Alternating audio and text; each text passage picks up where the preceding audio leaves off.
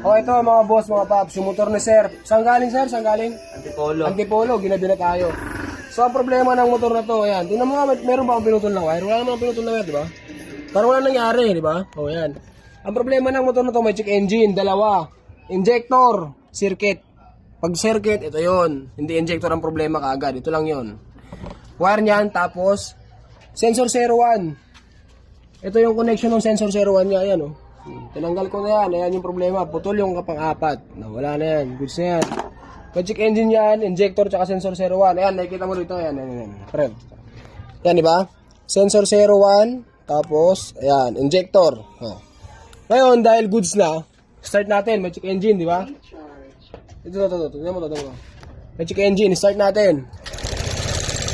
Oh, wala nang check engine. Ngayon ako mag-delete ng check engine sa memory ng ECU.